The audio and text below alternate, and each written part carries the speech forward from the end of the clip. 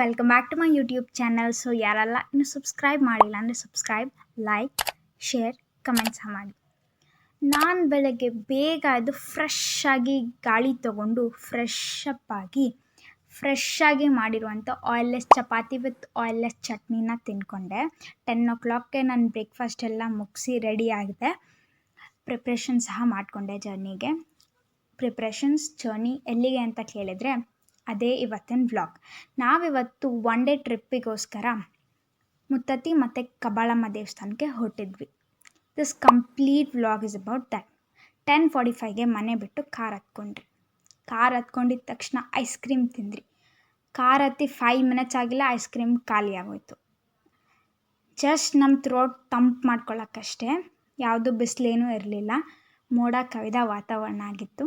ಹಾಗೇ ನೋಡ್ತಿದ್ದಂಗೆ ಇವ್ರು ಯಾರಂತ ಗೊತ್ತಲ್ಲ, ಇವ್ರ ಊರಿದೆ, ಡಾಕ್ಟರ್ ತಾರಾ ಅನುರಾಧ ಅವರು ಊರು ಇದೆ. ನಾನು ಈ ವ್ಲಾಗಲ್ಲಿ ತೋರಿಸ್ತಾ ಇದ್ದೀನಲ್ಲ, ಇದೇ ಅವ್ರ ಊರು.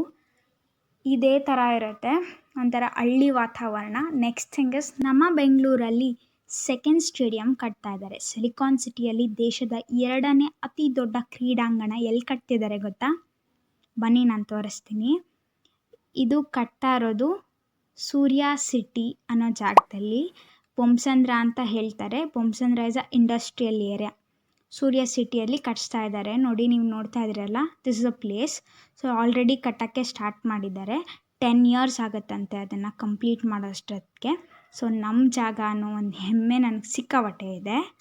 ಹಾಗೆಯೇ ಸ್ವಲ್ಪ ಹಳ್ಳಿ ವಾತಾವರಣನ ನೋಡ್ಕೊತಾ ಇದ್ರಿ. ತುಂಬಾ ಚೆನ್ನಾಗಿ ಅನಿಸ್ತು ಹಳ್ಳಿ ವಾತಾವರಣ ಅಂತೂ. ಎಲ್ಲಿ ನೋಡಿದ್ರೂ ಗ್ರೀನರಿ, ಬೆಟ್ಟ, ಗುಡ್ಡ, ಗಿಡ, ಮರ. ಇದನ್ನು ನೋಡ್ತಾ ಇದ್ದರೆ ನೋಡ್ತಾನೇ ಇರಬೇಕು ಅನಿಸುತ್ತೆ. ನಮ್ಮ ಕಡೆ ಆದರೆ ಒಂದು ಖಾಲಿ ರೋಡ್ ಸಿಕ್ಕಿದ್ರೆ ಸಾಕು, ಅಷ್ಟುದ್ದ ಟ್ರಾಫಿಕ್ ಜಾಮ್ ಆಗಿರುತ್ತೆ. ಇಲ್ಲಿ ನೋಡಿದ್ರೆ ಖಾಲಿ ರೋಡಲ್ಲಿ ಒಂದು 2-3 ಗಾಡಿ ಓಡಾಡ್ಬೋದು ಅಷ್ಟೇ. ನಿಜವಾಗ್ಲೂ ತುಂಬ ತಂಪಾಗಿದೆ. ನಮ್ಮ ಕಡೆ ರೋಡಲ್ಲಿ ಒಂದು ಮರ ಅಥವಾ 2 ಮರ ನೆಟ್ಟಿರ್ತಾರೆ. ಇಲ್ಲಿ ನೋಡಿದ್ರೆ ರೋಡ್ ಅಕ್ಕಪಕ್ಕ ಕಂಪ್ಲೀಟಾಗಿ ಮರ ಗಿಡಗಳೇ ತುಂಬಿಕೊಂಡಿದ್ವು. ಇದನ್ನು ನೋಡಿ ನಿಜವಾಗ್ಲೂ ತುಂಬ ಖುಷಿ ಆಯಿತು. ಹಾಗೆ ಈ ಬೋರ್ಡ್ ನೋಡಿ ಇನ್ನೂ ಡಬಲ್ ಖುಷಿ ಆಯಿತು. ಏನಕ್ಕೆ ಗೊತ್ತಾ? ನಾನು ಎಂಡಲ್ಲಿ ಹೇಳ್ತೀನಿ ಏನಕ್ಕೆ ಈ ಬೋರ್ಡ್ ನೋಡಿದ್ರೆ ನಮ್ಗೆ ಖುಷಿ ಆಗುತ್ತೆ ಅಂತ. ಆ್ಯಂಡ್ ದೆನ್ ನಮ್ಮ ಕಾರಲ್ಲಿ ಸನ್ ರೂಫ್ ಇರೋದ್ರಿಂದ ನಾವು ಕಿತ್ತಾಡ್ತಾನೆ ಇರ್ತೀರಿ. ಯಾರು ಸನ್ ರೂಫಲ್ಲಿ ನಿಂತ್ಕೊಳ್ಳೋದು? 2 minutes ಗ್ಯಾಪ್ ಸಿಕ್ಕಿದ್ರೆ ಸಾಕು, ಜಗಳ ಆಡ್ಕೊಂಡಿರ್ತೀರಿ. ನಾನು ನಿಂತ್ಕೊತೀನಿ ಅಂತ ಇನ್ನೊಬ್ಬರು. ಹಾಗೇ ಈ ಹಳ್ಳಿ ವಾತಾವರಣ ನೋಡ್ತಾ ಇದ್ದಂಗೆ ನಮಗೆ ಆ ಮಳೆ ಬಿದ್ದಿರುವಂಥ ಸ್ಮೆಲ್ ಈಗಲೂ ಕೂಡ ಸೆನ್ಸ್ ಮಾಡ್ಬೋದು. ಅಷ್ಟೊಂದು ಚೆನ್ನಾಗಿತ್ತು. ಇಲ್ಲಿ ಜನಗಳು ಅಷ್ಟೇ, ಜಾಸ್ತಿ ಜನ ಇರೋದಿಲ್ಲ, ತುಂಬ ಕಡಿಮೆ ಜನನೇ ಇದ್ದರು. ಕೆರೆ ತುಂಬ ತಾವರೆ ಹೂವುಗಳಿತ್ತು. ಅದನ್ನು ನೋಡಿ ತುಂಬ ಖುಷಿ ಆಯಿತು. ವೈಟ್ ಕಲರ್ ತಾವರೆ ಹೂವು ಇತ್ತು.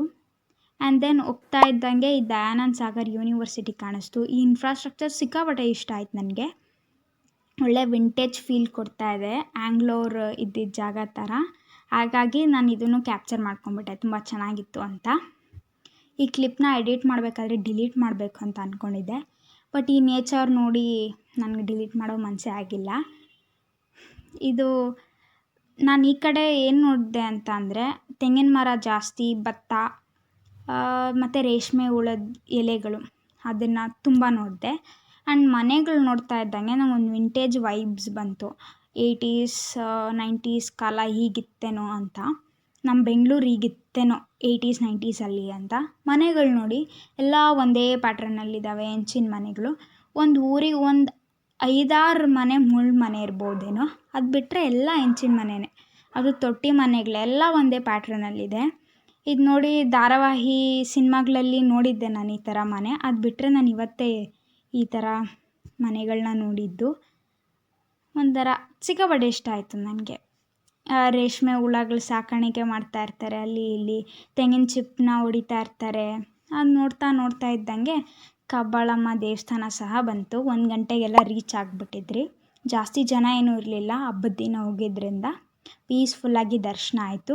ಕ್ಯಾಪ್ಚರ್ ಮಾಡ್ಕೊಳ್ಳೋಕೆ ಸಹ ಬಿಟ್ಟರು, ಇಲ್ಲಾಂದರೆ phones are not strictly allowed ಅಂತ ಹಾಕ್ಬಿಡ್ತಾರೆ. ಆಮೇಲೆ ದೃಷ್ಟಿ ತೆಗಿಯೋ ಮಂದಿರಕ್ಕೆ ಬಂದು ದೃಷ್ಟಿ ತೆಗ್ಸಿದ್ರಿ. ಅದೇನು ತೆಗೆದ್ರೋ ಏನೋ ದೇವರಾಣೆಗೂ ಗೊತ್ತಿಲ್ಲ. ಆಮೇಲೆ ನಾವು ಬಂದಿದ್ದೆ ಮುತ್ತತ್ತಿಗೆ. ಮುತ್ತತ್ತಿಯಲ್ಲಿ ದೇವಸ್ಥಾನ ಇರುತ್ತೆ ಮತ್ತು ಒಂದು ನದಿ ಹರಿಯುತ್ತೆ. ಅದನ್ನು ತೋರಿಸ್ತಾರೆ. ಅದು ಬಿಟ್ಟರೆ ನನಗೆ ಅನಿಮಲ್ಸ್ ಎಲ್ಲ ಕಾಣಿಸುತ್ತೆ ಅಂತ ಗೊತ್ತಿರಲಿಲ್ಲ. ಒಂದೇ ಒಂದು ಡೀರ್ ಕಾಣಿಸ್ತು. ಫಸ್ಟು ಫುಲ್ ಎಕ್ಸೈಟೆಡಾಗಿ ಸನ್ ರೂಫ್ ಓಪನ್ ಮಾಡಿ ಕ್ಯಾಪ್ಚರ್ ಮಾಡಿಕೊಂಡೆ. ಆಮೇಲೆ ನೋಡಿದ್ರೆ ಬಂಚ್ ಇದ್ವು. ಆ್ಯಂಡ್ ಆಲ್ಸೋ ಮಂಕೀಸ್ ಸಹ ಅಷ್ಟೇ ಇದ್ವು, ಕಾಯ್ಕೊಂಡಿರ್ತವೆ. ನೀವು ಯಾವಾಗ ಡೋರ್ ತೆಗಿತೀರೋ ರಪ್ ಅಂತ ಬಂದುಬಿಡ್ತವೆ. ಡೀರ್ಸು ಮಂಕೀಸ್ ಅಂತೂ ನಮ್ಮ ಕಡೆ ಹೇಗೆ ಹಸುಗಳು, ಮೇಕೆಗಳು ಮತ್ತು ಕುರಿಗಳಿರ್ತಾವೋ ಆ ಥರ ಇಲ್ಲಿ ಆನೆಗಳು ಮತ್ತು ಈ ಕೋತಿಗಳು ಹಾಗೆ ಡೀರ್ಗಳೆಲ್ಲ ಅಷ್ಟು ಬಂಚಾಗಿರ್ತವೆ ಅಂತೆ. 3 ಗಂಟೆಗೆಲ್ಲ ನಾವು ದೇವಸ್ಥಾನಕ್ಕೆ ಬಂದುಬಿಟ್ರಿ. ಸೊ ಈ ದೇವಸ್ಥಾನ ಬಂದುಬಿಟ್ಟು ಡಾಕ್ಟರ್ ರಾಜ್ಕುಮಾರ್ ಅವ್ರ ಫ್ಯಾಮಿಲಿ ಇದೆಯಲ್ಲ, ಅವ್ರದ್ದು ಮನೆ ದೇವರಂತೆ ಇದು. ಅವ್ರ ಕೊಡುಗೆ ಅಂತ ತುಂಬ ಹತ್ರ ಎಲ್ಲ ಬರೆದಿರೋದಿದೆ, ಅದನ್ನು ನೋಡಿ ಹೇಳ್ತಿದ್ದೀನಿ ಅಷ್ಟೇ. ತುಂಬ ಒಂಥರ ಚೆನ್ನಾಗಿತ್ತು ಪ್ಲೇಸು. ಇಡನ್ ಜೆಮ್. ತುಂಬ ಟ್ಯೂರಿಸ್ಟ್ಗಳಿಗೆ ಇದು ಗೊತ್ತಿಲ್ಲ ಜಾಗ, ಮೋಸ್ಟ್ ಆಫ್ ದೆಮ್ಗೆ. ಸೊ ಯಾರೂ ಜಾಸ್ತಿ ಜನ ಇರಲ್ಲ ಅಲ್ಲಿ, ಸುತ್ತಮುತ್ತ ಇರೋರು ಅಷ್ಟೇ ಬರ್ತಾರೆ. 20 ಕಿಲೋಮೀಟರ್ಸ್ ಇರುತ್ತೆ ನಿಮಗೆ ಘಾಟ್ ಸೆಕ್ಷನ್. ಸೊ ಈ ಥರ ಕ್ಲಿಯರಾಗಿತ್ತು ನೀರಂತೂ, ಯಾವುದೇ ಥರ ಸ್ಮೆಲ್ ಇರಲಿಲ್ಲ ಆ್ಯಂಡ್ ಡಿಸ್ಟರ್ಬೆನ್ಸು ಇರಲಿಲ್ಲ. ನೀರು ಕಡಿಮೆ ಇದೆ ಅಂತೆ, ಇಲ್ಲಾಂದರೆ ತುಂಬ ರಭಸವಾಗಿ ಹೋಗುತ್ತಂತೆ. ಇದು ತಮಿಳ್ನಾಡಿಗೆ ಹೋಗುವಂಥ ನೀರು. ತುಂಬ ಅಂದರೆ ತುದಿ ತನಕ ಬರುತ್ತೆ, ಎಡ್ಜ್ವರೆಗೂ ಬರುತ್ತೆ. ಸೊ ನಮಗಂತೂ ಎಂಜಾಯ್ ಮಾಡೋಕ್ಕೆ ತುಂಬ ಟೈಮ್ ಸಿಕ್ತು ಅಲ್ಲಿ. ಹೋಲ್ ಡೇ ಇಲ್ಲೇ ಸ್ಪೆಂಡ್ ಮಾಡೋ ಥರನೂ ಇದೆ. 5 o'clock ತನಕ ಅಷ್ಟೇ ನಿಮಗೆ ಅಲೌ ಮಾಡೋದು. ಹಾಗಾಗಿ ನಾವು ಬೇಗನೆ ಹೊರಟ್ಬಿಟ್ರಿ ಚೆನ್ನಾಗಿ ನೋಡಿಕೊಂಡು. ಏನು ಕ್ಯಾಪ್ಚರ್ ಮಾಡ್ತಾ ಇರೋದು ಅಂತ ನೋಡಿದ್ರೆ ಪೀಹೆನ್. ಸೊ ಫಸ್ಟ್ ಟೈಮ್ ನಾನು ಪೀಹೆನ್ನ ನೋಡಿದ್ದು. ಪೀಕಾಕ್ ನೋಡ್ತಿದ್ದೆ, ಪೀಹೆನ್ ಫಸ್ಟ್ ಟೈಮ್ ನೋಡಿದ ತಕ್ಷಣ ಖುಷಿ ಆಯಿತು. ಆಮೇಲೆ ತಿನ್ನೋಕ್ಕೆ ಸ್ಟಾರ್ಟ್ ಮಾಡಿದ್ರಿ. ರೆಡಿಮೇಡ್ ಮೂಂಗ್ ದಾಲ್, ಡೈರಿ ಮಿಲ್ಕ್ ಸಿಲ್ಕ್ ಮತ್ತು ಕಡಲೆಪುರಿ ತಿನ್ಕೊತ ನಾವು ಅರ್ಧ ಹೊಟ್ಟೆ ಅಲ್ಲ, ಕಾಲು ಹೊಟ್ಟೆ ತುಂಬ್ಕೊಂಡ್ವಿ. ಅದಾದಮೇಲೆ ಈ ಡಾಬಾ ಸ್ಟೈಲ್ ರೆಸ್ಟೋರೆಂಟಿಗೆ ಬಂದ್ರಿ. ಏನೇನೋ ಎಕ್ಸ್ಪೆಕ್ಟೇಷನ್ಸ್ ಇಟ್ಕೊಂಡು ಬಂದ್ರಿ, ಅದನ್ನೆಲ್ಲ ಒಳಗಡೆ ಹೋಗೋಷ್ಟೊತ್ತು ಝೀರೋ ಮಾಡಾಕ್ಬಿಟ್ರು. ವರ್ಸ್ಟೆಸ್ಟ್ ಎಕ್ಸ್ಪೀರಿಯನ್ಸ್ ಎವರ್ ಇನ್ ಮೈ ಲೈಫಲ್ಲೇ ಮರೆಯಲ್ಲ ಈ ಹೋಟೆಲ್ನ. ಆ ಡಿಸಪಾಯಿಂಟ್ಮೆಂಟಲ್ಲೇ ಅರ್ಧ ಹೊಟ್ಟೆ ತುಂಬೋಗ್ಬಿಟ್ಟಿತ್ತು. ಹಾಗೆ ವಾಪಸ್ ನಾವು ಬೆಂಗಳೂರಿಗೆ ಸಹ ಬಂದ್ರಿ. ಸೊ ಈ ಬೋರ್ಡ್ ನೆನಪಿರುತ್ತೆ ಅನಿಸುತ್ತೆ. ಈ ಬೋರ್ಡ್ ನೋಡಿದ್ರೆ ಯಾಕೆ ನನಗೆ ಖುಷಿ ಆಗುತ್ತೆ ಅಂದರೆ, ನಮ್ಮೂರು ನಮಗೆ ಚೆನ್ನ, ನಮ್ಮೂರು ನಮಗೆ ಮೇಲು ಅಂತಾರಲ್ಲ, ಹಾಗೆ ವಾಪಸ್ ಬಂದುಬಿಟ್ರಲ್ಲ ಅನ್ನೋ ಒಂದು ಸ್ಯಾಟಿಸ್ಫ್ಯಾಕ್ಷನ್ ಇರುತ್ತೆ. ವಿ ಆರ್ ಫೈನಲಿ ಬ್ಯಾಕ್ ಅನ್ನೋ ಥರ. ಹಾಗೆ ನಾವು ರೆಸ್ಟೋರೆಂಟಿಗೆ ಹೋದ್ರಿ, ಆ ಅರ್ಧ ತುಂಬಿರೋ ಹೊಟ್ಟೆನ ಫುಲ್ ಮಾಡ್ಕೊಳ್ಳೋಣ ಅಂತ. ಸೊ ಏನೆಲ್ಲ ಆರ್ಡ್ರ್ ಮಾಡಿದ್ರಿ ಅಂದರೆ, ಮಸಾಲೆ ದೋಸೆ ಆರ್ಡ್ರ್ ಮಾಡಿದ್ವಿ, fried rice, coffee, set dosa and at the last salt ಸೋಡಾನ ಆರ್ಡ್ರ್ ಮಾಡಿ ನಮ್ಮ ಡಿನ್ನರ್ನ ಮುಗಿಸಿದ್ವಿ.